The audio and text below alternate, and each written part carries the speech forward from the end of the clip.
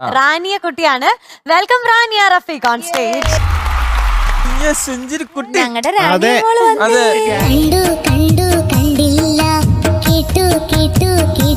പാൽപ്പുഴ ഇങ്ങനെ ഒഴുകി വരുന്ന പോലെ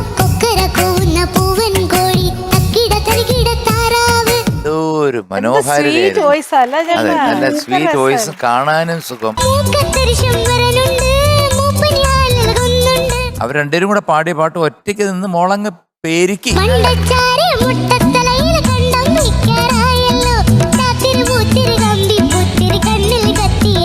ഒരു വലിയൊരു സംഭവമാണ് റാണിക്ക്. ഒന്ന് വരാമോ? ഞങ്ങൾ അങ്ങോട്ട് വരുന്ന 3 പേരും കൂടി. ഇങ്ങോട്ടൊന്ന് വരുവോ? കെട്ടിപ്പിടിക്കാനാ.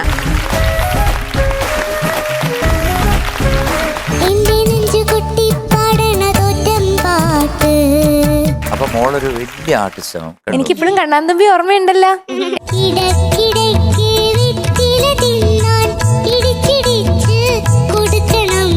ഒരു പിച്ചോട്ടില്ലാതെ ഒരുത്ര എനർജറ്റിക് ആയിട്ട് എങ്ങനെ പാടാൻ പറ്റി? അതൊക്കെയാണ് കഴിവ്. ഒരു ആക്ട്രസും കൂടിയാ ഗായു കേട്ടോ. ഉഗ്രൻ ആക്ട്രസും കൂടിയാണ്. സ്വന്തങ്ങളില്ല. ഈ ഭൂമിയാണ് എന്റെ അമ്മ, ഈ ആകാശമാണ് എന്റെ തണൽ. പാട്ടിലും അഭിനയത്തിലും അഗ്രഗണ്യാണ്.